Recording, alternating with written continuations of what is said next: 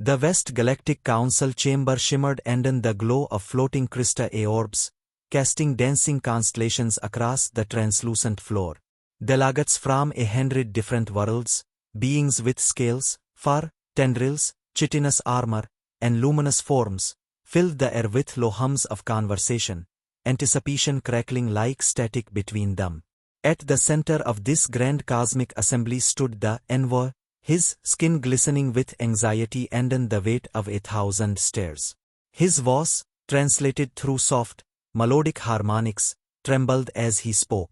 Honorable Council, we regret to report, we initiated hostile contact with the Terran species.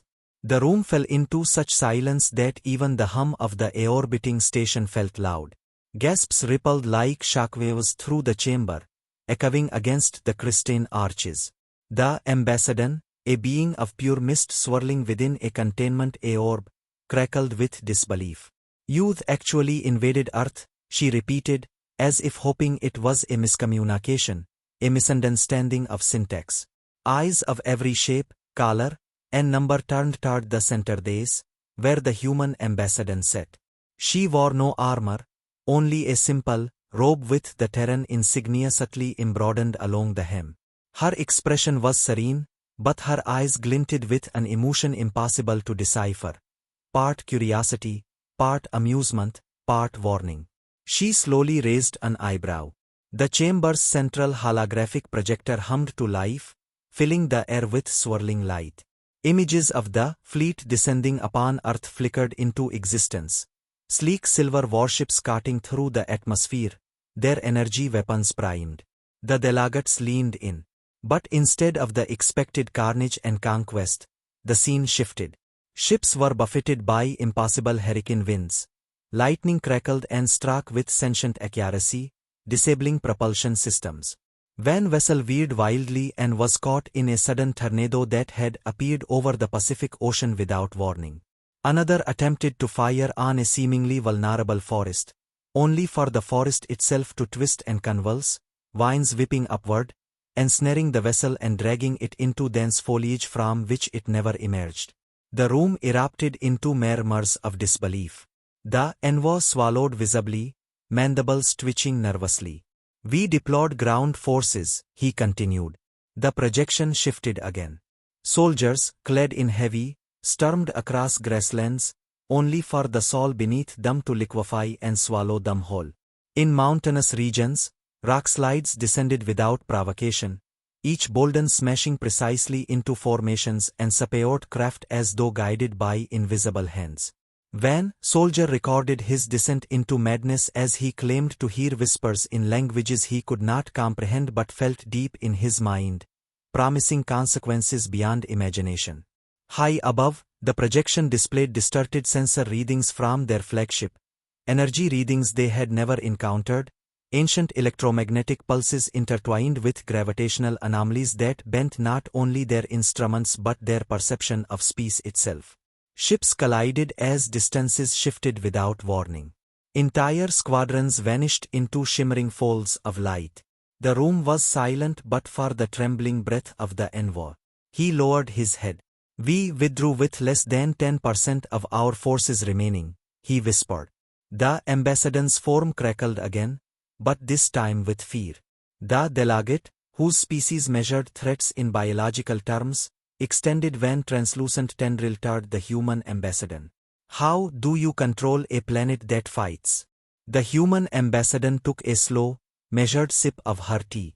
Her voice, soft but steady, carried through the silence like a gentle wave. We do not control Earth, she said simply. We coexist. A collective shiver moved through the room. The envoy's eyes darted to her, wide with desperation. Why did no one warn us? The ancient delegate, his crystalline body glowing faintly with age and wisdom, finally spoke. His voice sounded like distant thunder. The records are ancient. Those who remember chose silence, believing no species would be foolish enough to test the sentinel. He turned his gaze toward the human ambassador. You are caretakers of something far older than yourselves. The human ambassador nodded, neither confirming nor denying. We protect what we respect. We respect what we cannot command. Earth is awake. The room remained in stunned silence, each delegate digesting the weight of her words. Slowly, the lights dimmed, and the projection faded, leaving only the solemn glow of distant stars. The question lingered in the room, unspoken but undeniable. If the invasion could provoke the planet itself, what else lay dormant, waiting, watching, beneath the blue skies of Earth? The footage from the invasion replayed in silence across the Great Council chamber. Yet this time, the view shifted. Not just ships falling to storms or troops lost in unnatural landslides, but the moment the deployed their second wave, a more insidious approach. Their infiltration squads landed in cities, attempting to subdue the local populations. But what they found was not panic, not chaos. The humans met them with quiet, cold precision. In the heart of sprawling megacities, civilians melted into shadows. Unarmed, seemingly defenseless men and women led units into alleyways that became labyrinths. Streets warped in strange ways, guided by unfamiliar energies. Squads were led into dead ends, only for ancient stone facades to peel apart like paper, revealing sheer drops into bottomless voids. When recording played, a captain holding his plasma rifle, sweat beading along the edges of his breathing apparatus. His breathing was labored. Around him, the city was silent, yet heavy, as if watching. The translator struggled to parse the sounds that filled the air. Whispers in ancient tongues, the rustle of leaves from trees that should not exist in the middle of steel and concrete. His hand trembled. He turned a corner, only to find a child. A human girl, no more than 6 years old, standing barefoot on the cobblestones. She looked up at him with wide, calm eyes. Then she smiled, not with fear, but with knowing. Moments later, the footage glitched into static, and the entire squad was recorded as lost. No combat, no struggle, just gone. The envoy was cracked as he explained. We attempted to capture and interrogate them, but their cities fought with them. The very stone resisted. The delegate trembled with a sound like crackling leaves. Their structures are alive. The human ambassador interlaced her fingers, calm and composed. Our homes are extensions of our will. When threatened, they know. Her tone held no arrogance, only patient fact. More footage appeared. In rural farmlands, reconnaissance teams set traps, mines designed to detonate on soft earth. But the fields rebelled. Crops with roots of iron tangled the devices and flung them back toward their owners. The very air shimmered with heat and intent, bending the trajectories of plasma shots. Even the rivers changed course. Soldiers attempting to cross were swept away into waters that shifted direction against physics itself. The footage shifted again. Deep underground, scientists attempted to tap into Earth's core energy for analysis and perhaps domination. But instead, their instruments shouted out. Recordings captured deep reverberations, sounds far too aerodent to be seismic tremors, more like a pulse a breath. The cavern walls began to move, slow and rhythmic, like the heaving chest of some vast creature. They fled. The delegate's translucent form shivered. You invaded a living entity, it whispered in horror. The envoy looked to the floor, the weight of shame nearly unbearable. We did not understand. The council chamber pulsed with silence. Every delegate knew, ignorance had been no excuse. The Elden spoke once more. There were legends, he rambled. That the Terran world was once a nexus, a cradle of forces old enough to remember the shaping of the stars. That life there is not merely biological, but woven from cosmic breath. The human ambassador did not smile. She simply said, "We are guests. No more."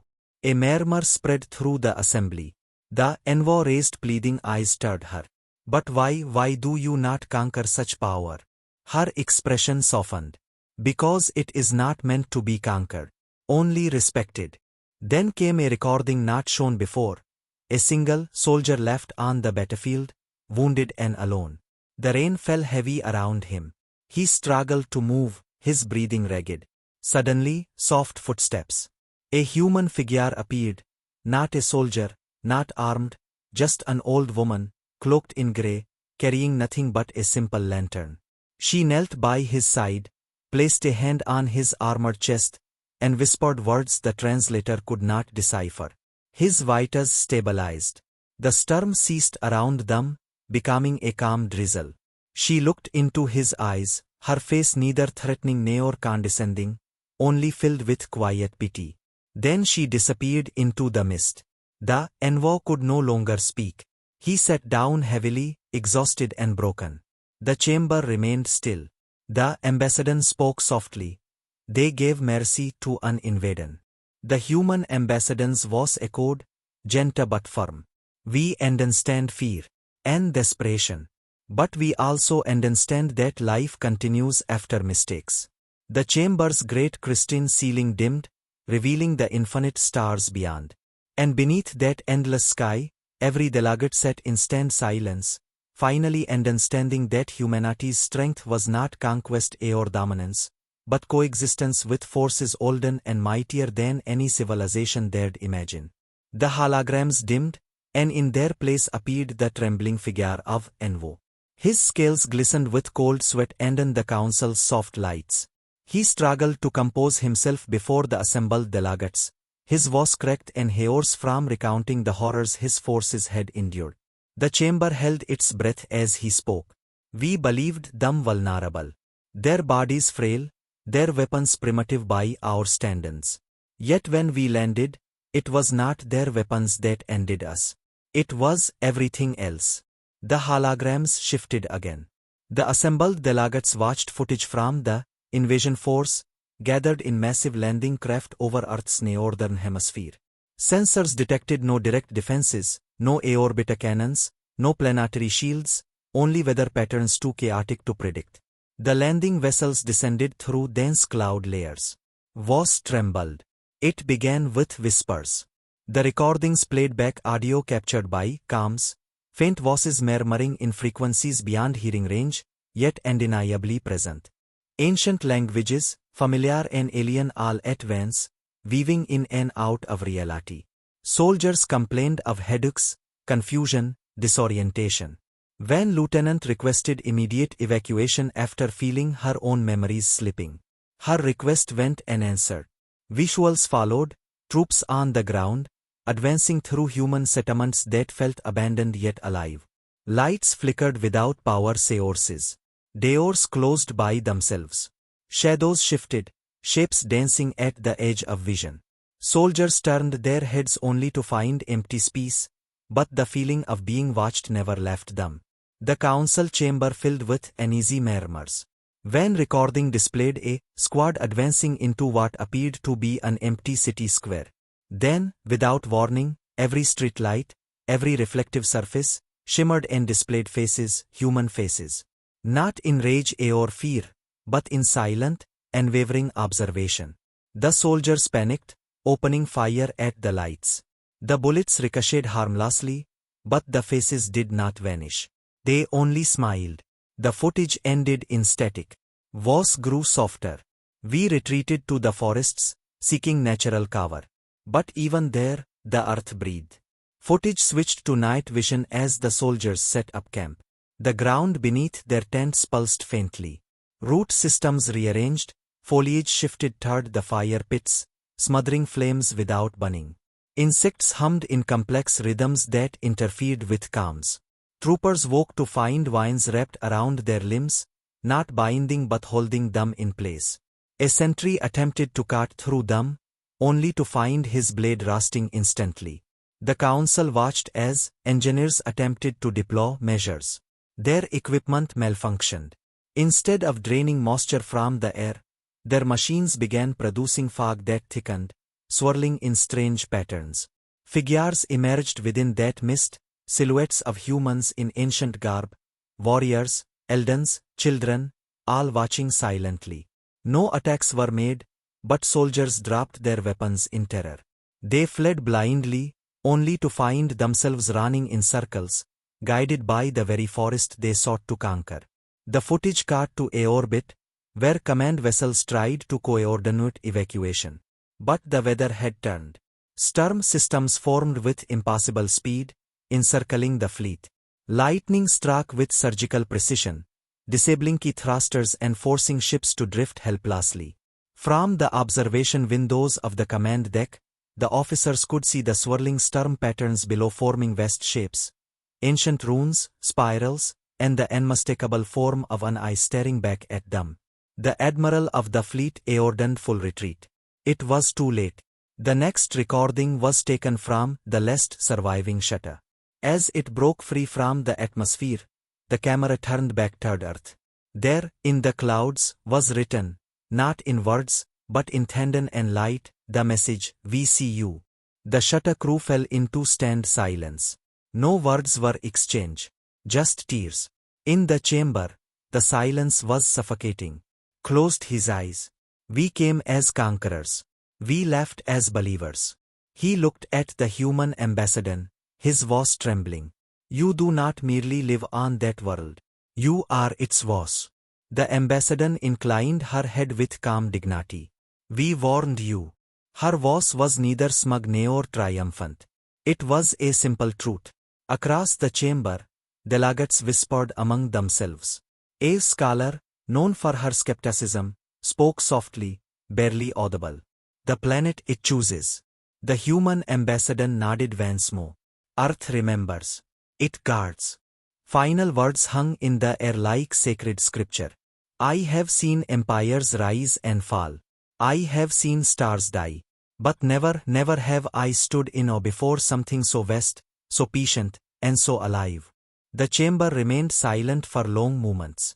Then, slowly, one by one, the delegates bowed their heads, not to the ambassador, but in reverence to the mystery that was Earth.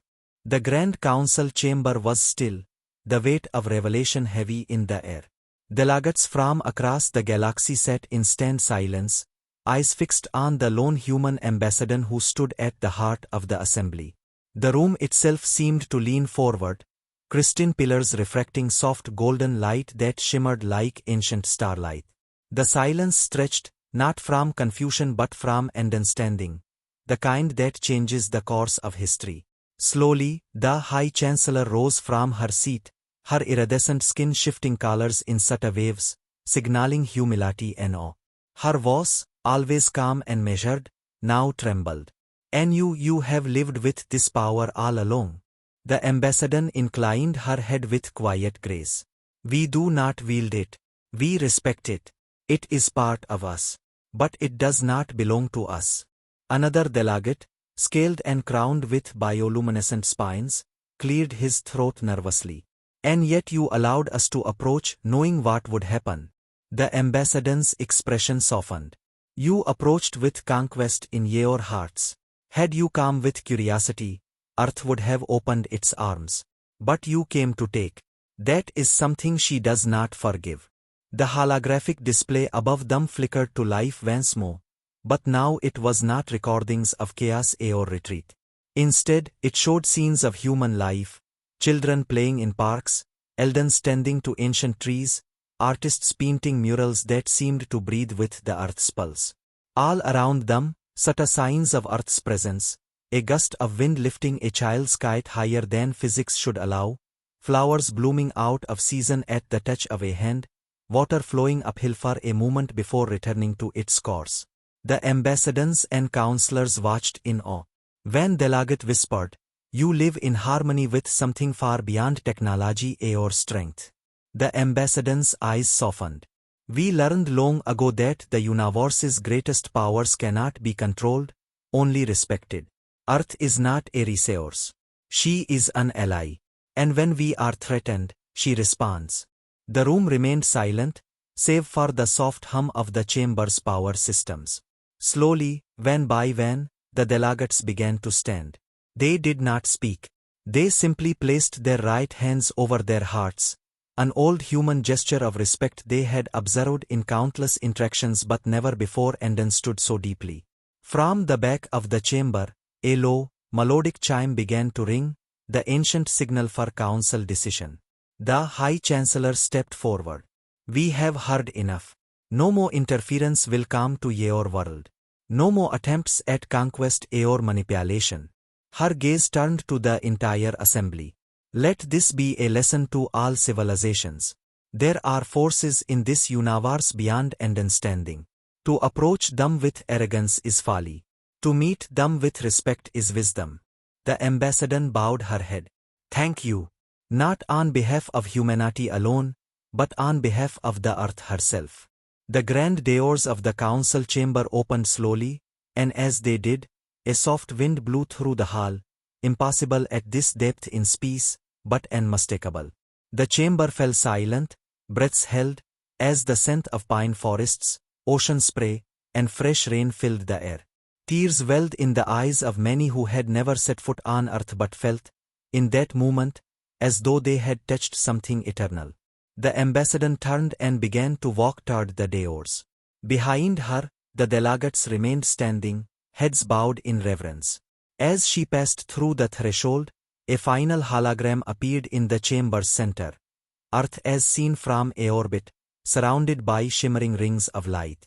At the very edge of the projection, an inscription appeared in ancient galactic script. It read, "She guards those who honor her. She humbles those who do not." Outside the chamber, a grand promenade overlooked the swirling star fields of the galactic core. The ambassador paused, placing a hand on the railing. Beside her, a young aide whispered, "They understand now." The ambassador nodded. Understanding and respecting are two different things. But it's a start. In the sky before them, the stars seemed to pulse, as if acknowledging the moment. Across the promenade, alien delegates emerged, their voices hushed, their gazes reverent. A group of younger diplomats approached hesitantly. Van, with translucent skin and bioluminescent veins, asked softly, "May we visit? In peace?" The ambassador smiled gently. "When the time is right. When you come not as explorers seeking to claim, but as guests willing to learn." The young delegate bowed low, the gesture awkward but sincere. As the ambassador looked back toward the vast expanse of stars, a gentle hum filled the air. In the distance, a swirling aureola of light, impossible in deep space, danced across the void. The council members watched in awe as the phenomenon formed intricate patterns resembling ancient runes and constellations known only to Earth's oldest cultures. The message was clear: respect, humility, and harmony. The ambassador placed her hand over her heart, whispering, "Thank you, old friend." And somewhere, far away, the earth listened.